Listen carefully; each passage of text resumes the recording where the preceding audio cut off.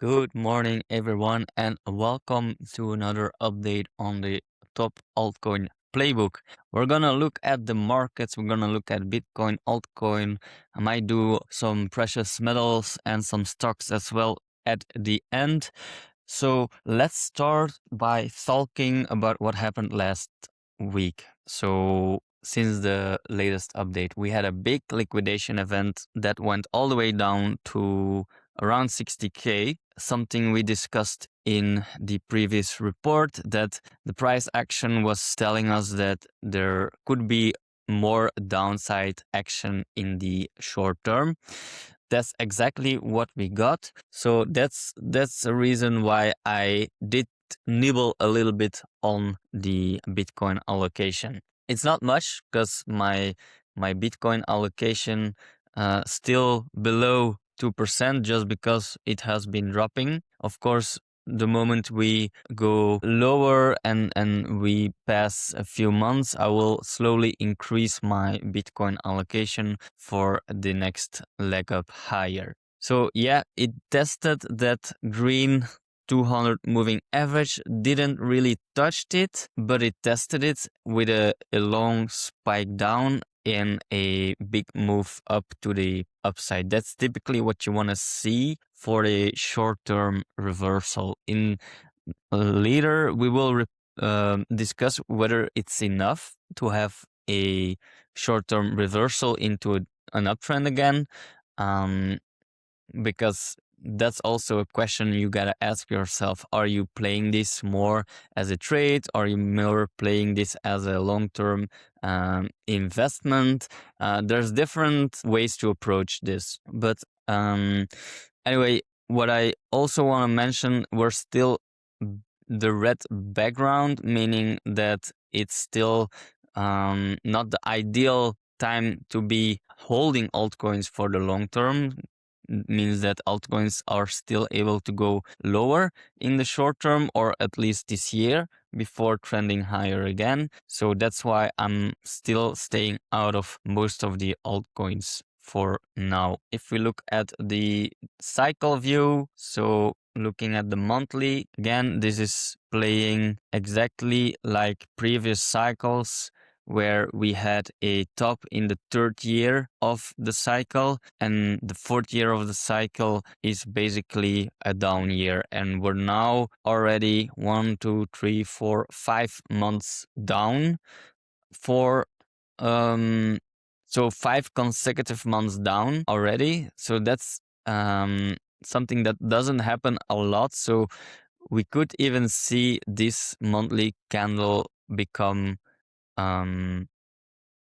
positive. So that's a possibility and something I'm watching. But eventually, my outlook for the cycle, and especially 2026, is that we will see some kind of bounce and eventually head lower, or at least sideways for a long time, because you can have people capitulating on the downside because their stop loss gets hit, but you can also have people capitulating on boringness. So that's called time-based capitulation. Time-based capitulation. And whenever things are going boring, people are feeling annoyed and frustrated that nothing is happening, and they see other bull markets in the stocks or metal market, and they will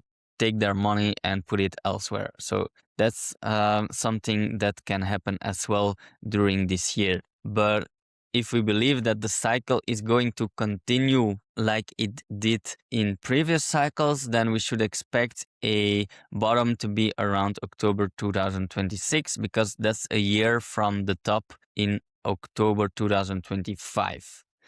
I'm always open for the possibility that the bottom will come sooner, but you have to respect how the 4-year cycle works, and until it's proven otherwise, we should still expect it to play out the way it does. And that's basically telling us that we will probably see a bottom somewhere here.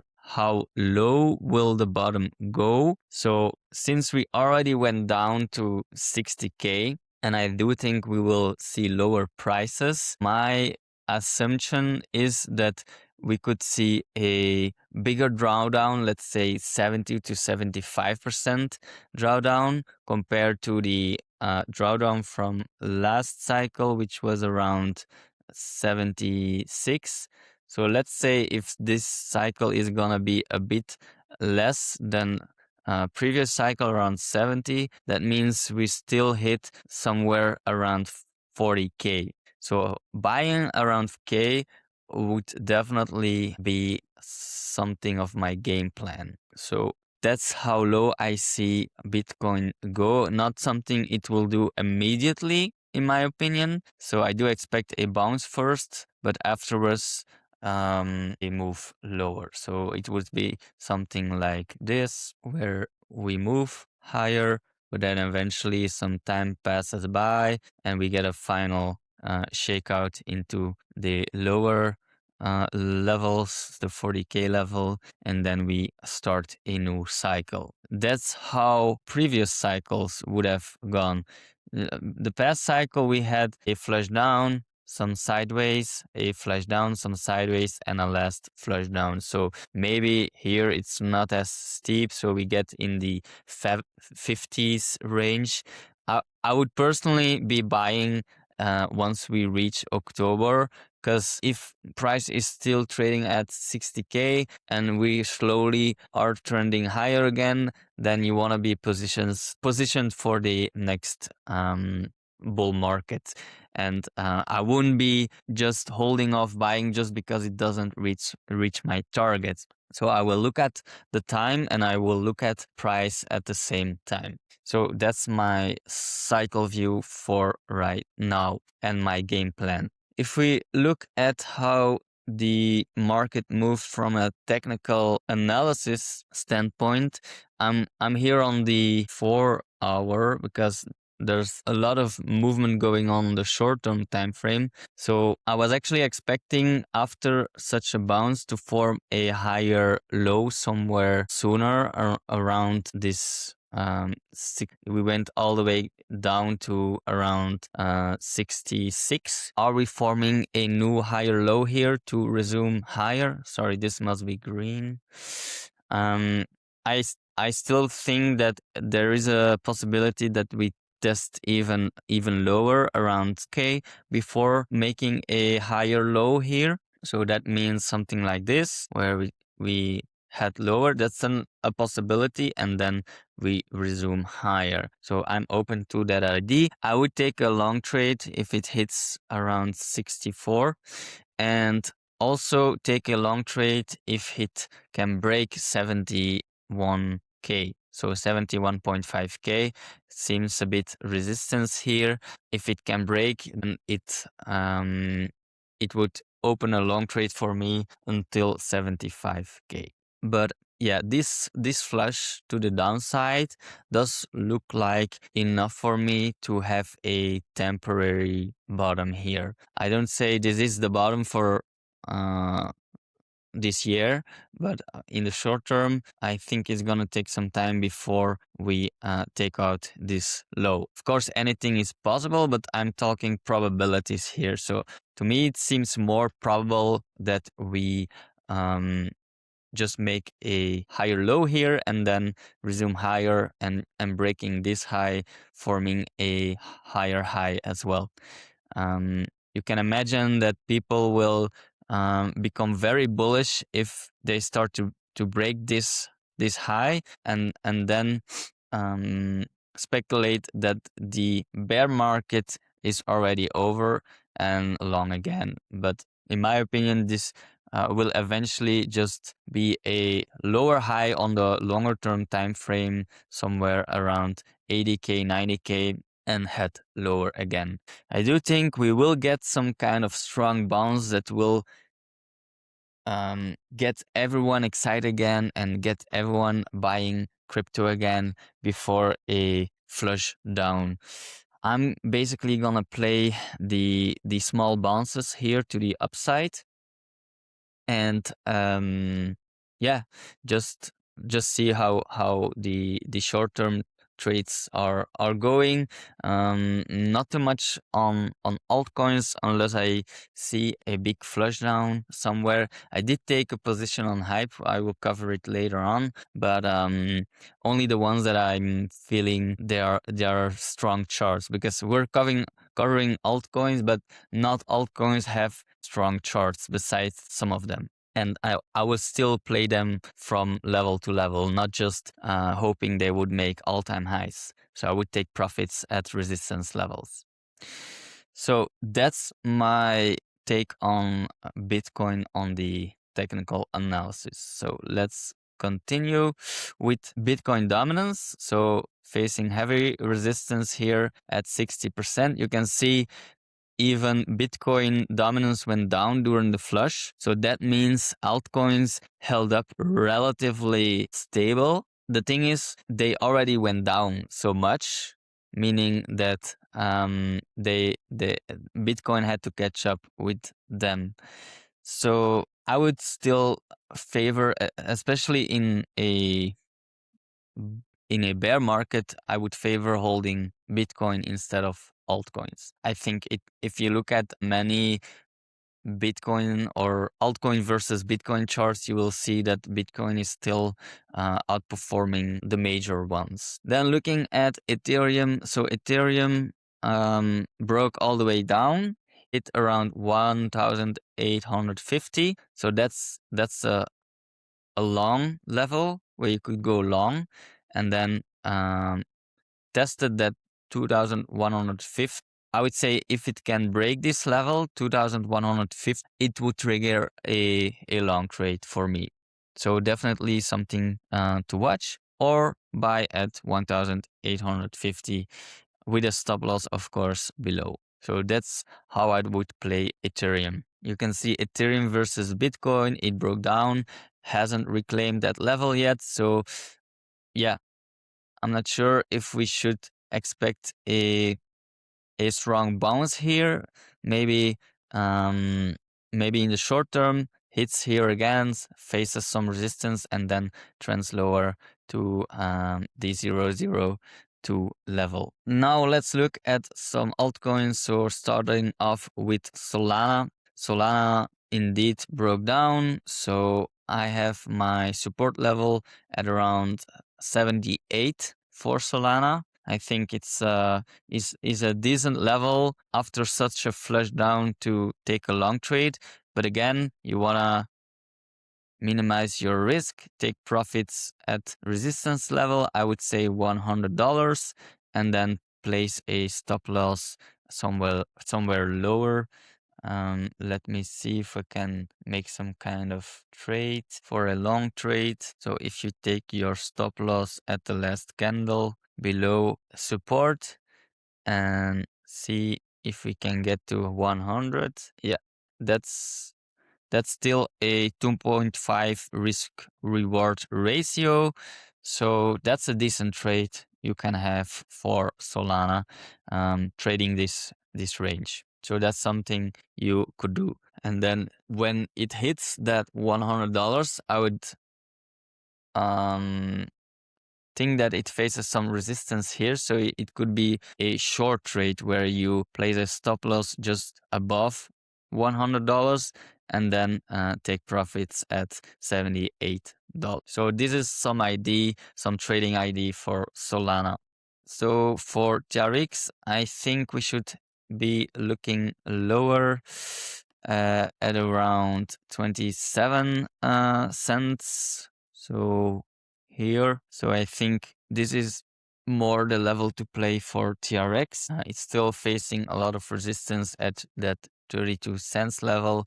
If it's gonna break that 27 level, then we're heading lower into the 26 cents level. Binance coin. Binance is actually an altcoin that I track as a proxy for altcoins. So when Binance is doing good, you will notice that altcoins are doing good. But right now, Binance is doing very poorly, and the altcoin market is also doing very poorly. The level to watch for Binance is around 600 after breaking down. I would play this level. So again, the same like Solana, you could play this range from 600. This is not the right one. Yeah, here, go take a trade at the 600 level, place a stop loss below support, would be at 570, and then a take profit at 690, could be even 680 for being a bit more conservative. And there you have a 2.5 trade risk reward trade. Also decent level to play for Binance. Again, these are just trade ideas, which you try with a small percentage of your portfolio. With risking 1% of your portfolio, you can gain 2%. That's how you can view this trade setup. For Zcash, so Zcash went for a retest around 225 after breaking down. This is similar to Binance and Solana. You can take a trade here, place your stop loss below support or here below this last candle, and a long trade to 255. So that's how you can play Zcash. XRP, I think XRP is a bit stronger than Solana. So XRP is hitting support here at around 1.35. We were always talking about how XRP doesn't really have much support to the downside. If you look at the weekly view, I still think that eventually there will be lower prices at around 90 cents. But in the meantime, there could be a bounce, so you could play the bounce here from $1.35 to $1.60. So that's a trade you can take. Looking at Bitcoin Cash, so it flushed down all the way to around 425. I'm putting my stop loss here because we had a big reclaim. So I think this level 470 is a decent level to take a long trade. But of course, you are playing the range.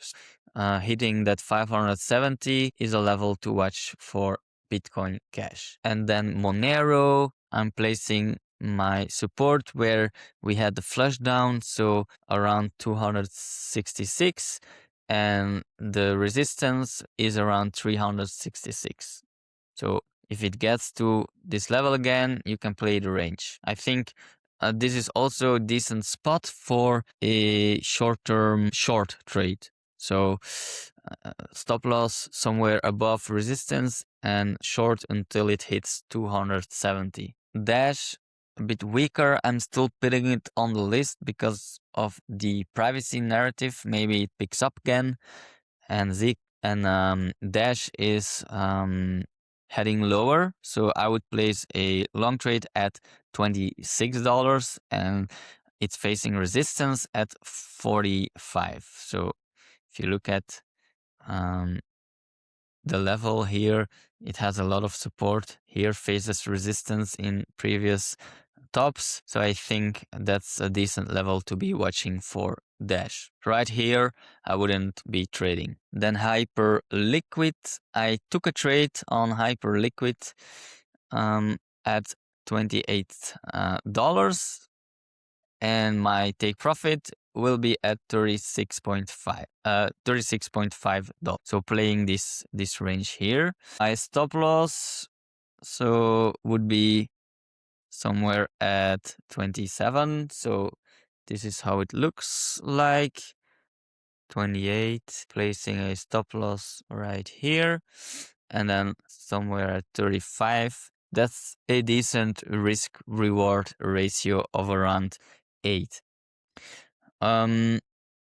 If you're a bit more conservative and you say this reward ratio might be a bit too aggressive, you can always put it lower. Let's say go for a 4 risk reward ratio and taking profits at a 30, 31. Okay. So that's a decent long trade that I'm in right now.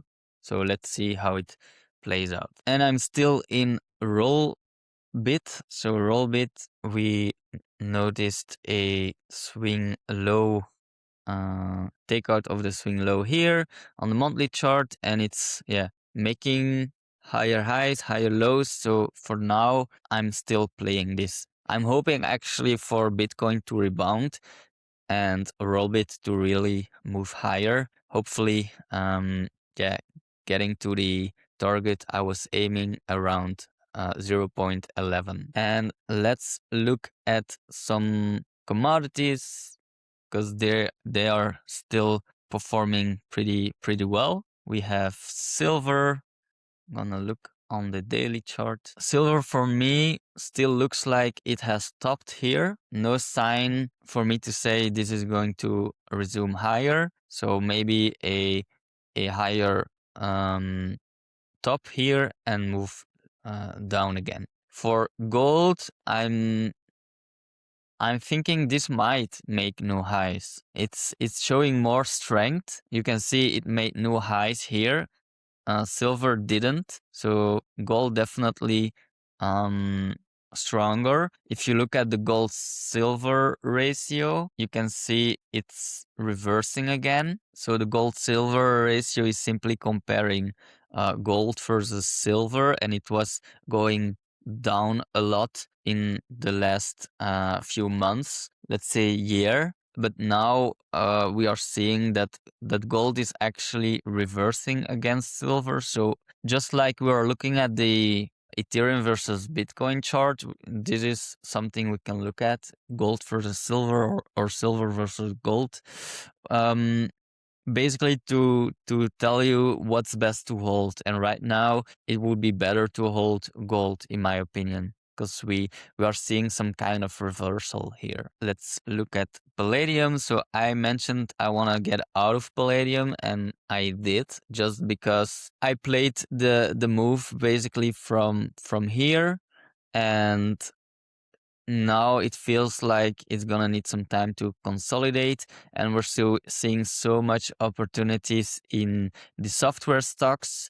That's why I'm saying I want to allocate for other assets. So the stock that I'm willing to buy the most, I don't care how low it goes, is ServiceNow, just because it's such a well-established company with strong fundamentals, still projected to have very, very high growth in sales and earnings. So I'm willing to buy this at each support level. So if it comes down to 85, I will buy. If it comes down to 70, I will buy.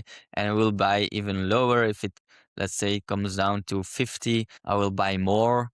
I don't care. This is, in my opinion, a overreaction of the AI disruption fear. So that's why I'm willing to buy ServiceNow until it goes lower. Microsoft, also very hated right now, and it's now at a fourth buy level. And as I mentioned in the last report from the top altcoin vault, I will be buying more if it hits lower levels, so around 380.